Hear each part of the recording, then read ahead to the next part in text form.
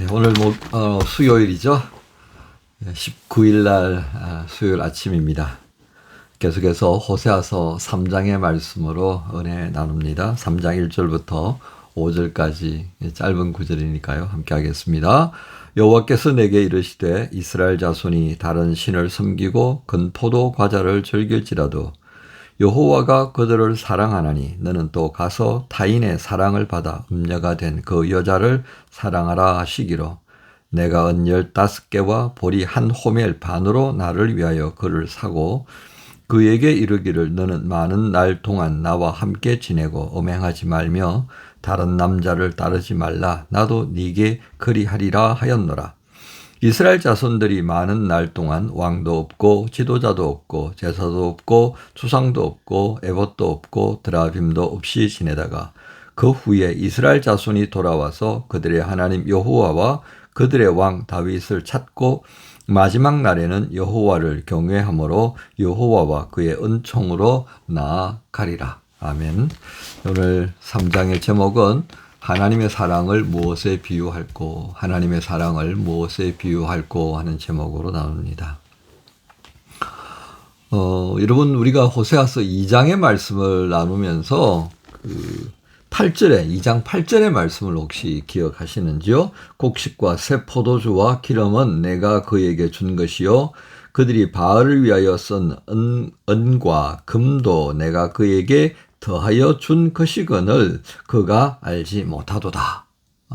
그러면서 9절에는 이제 그걸 내가 다 도로 찾을 것이다. 이런 말씀을 하셨습니다.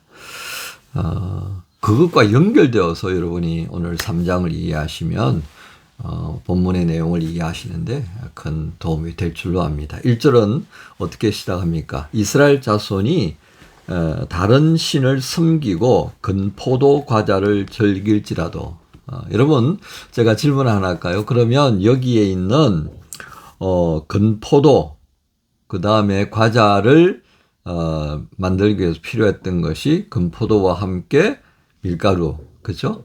뭐 그런 겁니다. 자, 이런 모든 것들을 하나님께서 주셨던 거예요. 2장 8절에 이제 그렇게 말씀하셨잖아요. 그러면 이 건포도 과자는 사실은 소제에 해당하거든요. 소제. 5대 제사 가운데에서 이 소제는 축제의 의미를 지니고 있는 그런 제사입니다. 그래서 소제 하나만 하지는 않아요. 화목 제사를 이제 보통 우리 할 때 그렇게 사용하죠. 화목 제사를 드릴 때는 뭐 여러 가지 이제 의미가 들어갑니다. 그 감사 제사 또 어떤 하나님 앞에서 약속을 했을 때 그 약속에 이루어질 때까지 쭉 기간을 지켰다가 이제 그 약속한 날 완성되어지는 예를 들면 그런 거죠. 나실인으로 제가 3년 동안 오직 성전에서만 섬기도록 그렇게 하겠습니다. 이런 의미가 있죠. 또 서원했던 것이 있습니다. 이제 그러한 것에 다 제사에 들어간다고 그러면 이 소제에 들어가는 거예요. 그래서 번제와 함께 이제 소제가 들어가는데 소제 이 과자를 구운 것이 이제 들어가는 모습을 생각하시면 되겠습니다. 그러니까 기뻐하고 즐거워하고 그러면서 나누는 그런 제사가 화목제 제사다, 그죠? 자, 그런데 이 소재 안에 들어가 있는 이 여러 가지 형식의 가운데서 어쨌든 감사는 굉장히 중요한 모티브가 되는데요. 근데 이 감사의 모습이 지금 하나님 앞에서 진행되는 겁니까? 우상 앞에서 진행되는 겁니까? 3장에 딱 그렇게 하죠. 예. 다른 신을 섬기고 이렇게 했잖아요. 그러니까 참 기가 막힌 거예요. 2장 8절에 하나님께서 그 모든 것을 주셨는데 거기에다가 은과 금도 더하여 주셨는데 이걸 어디다 쓴다고요? 우상 섬기는 데 쓰고 있다. 그럼 하나님이 얼마나 언짢아요. 제가 목회하면서 이제 그런 느낌들이 있습니다.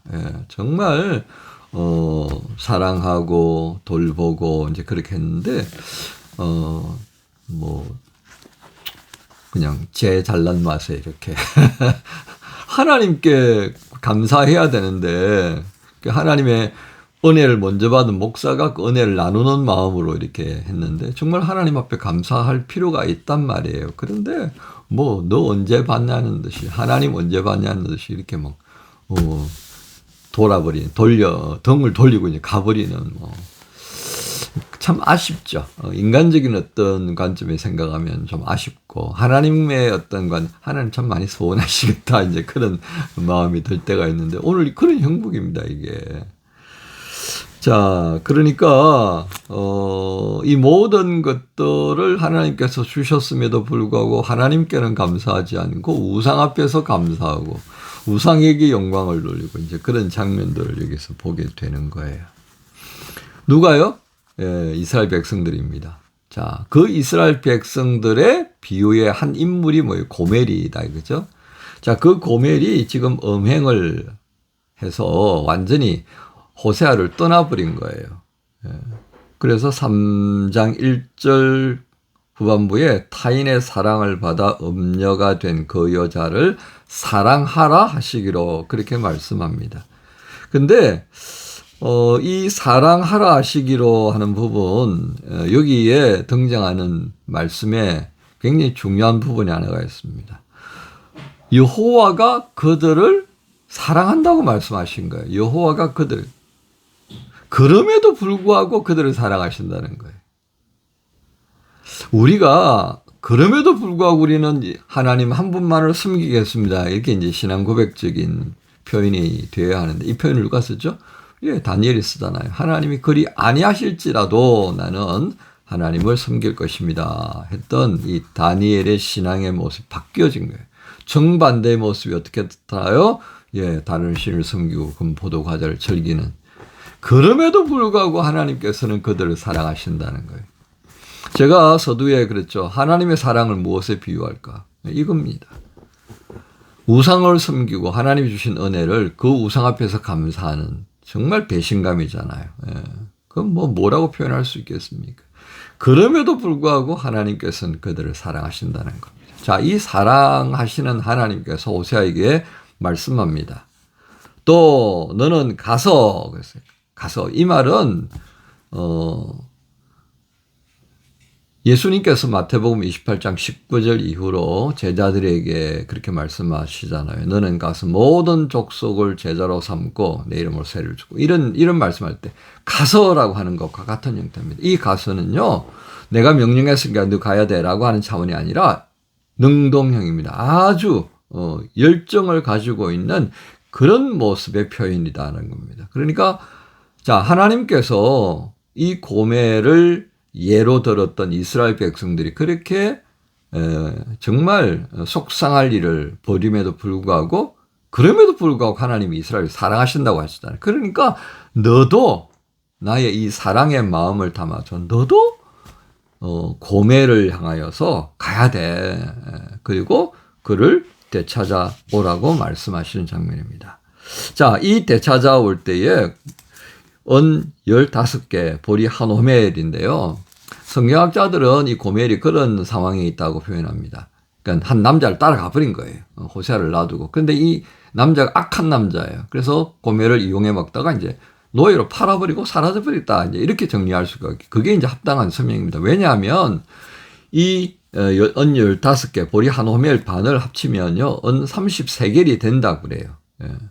자, 이 33개리 소위 말하는 한 명의 여자 노예를 살 수 있는 값이라고들 성경학자들이 이야기해요. 그러니까 고멜이 어떤 형편에 처해 있는지를 짐작하는 거죠. 그러면 이 고멜이 처해 있는 형편이 결국 누구의 형편이라는 겁니까? 오늘 본문에 등장하고 있는 이스라엘의 범죄한 모습이고 우리의 모습인 겁니다.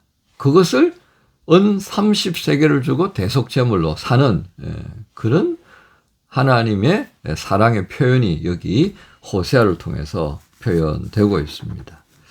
그게 얼마나 참 기가 막힌 거예요.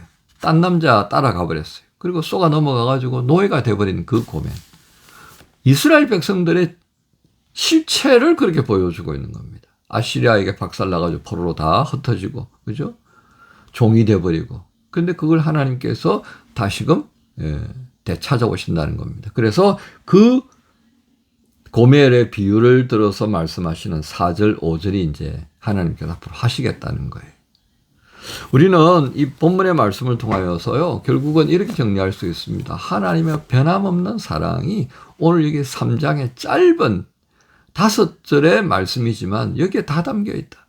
우리가 어떤 이런 표현을 써서 죄송합니다만 깽판을 치더라도 하나님은 그럼에도 우리를 사랑하셔요. 우리가 생각하지 못한 방법으로 우리를 다시금 되찾아오시는 거예요. 그 되찾아오시는 과정 동안에 이스라엘 백성들이 우리의 영적인 모습이 4절에 나타나는 거예요. 아무것도 없는, 정말 나 혼자밖에 없는 그 외딴 곳으로 가서 머물게 되는 이 장면. 결국 이게 광야죠, 광야. 그 과정을 통하여서 이제 5절 후에 이스라엘 자손이 돌아와서 그들의 하나님 여호와 그들의 왕 다윗을 찾고 마지막 날에는 여호와를 경외함으로 여호와와 그의 은총으로 나아가리라. 광야를 경험하고 나니까 왔다며 이거 아니구나. 여러분, 하나님의 사랑은요, 이와 같은 겁니다. 정리합니다.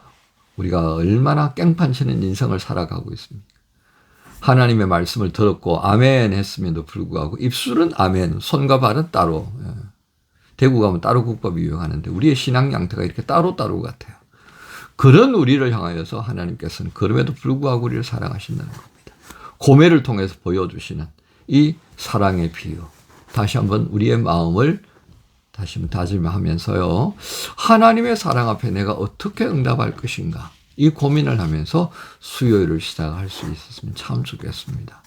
오늘 말씀 듣고 묵상하면서 새로운 하나님의 사랑에 응답하는 그 길을 찾는 여러분 모두를 우리 주님 예수님의 이름으로 축복합니다. 주님 감사합니다. 하나님의 사랑을 무엇에 비유할 수 있겠습니까? 우리 인생들이 행하는 것과는 정말 다른 모습으로 끝까지 사랑하시는, 죄값을 치르면서까지도 우리를 사랑하시는 그 하나님의 사랑. 우리는 어떻게 응답할 건지 이 수요일을 시작하면서 깊이 묵상하고 그리고 우리 각자의 삶을 돌아보게 하여 주옵소서. 예수님의 이름으로 기도하옵나이다. 아멘.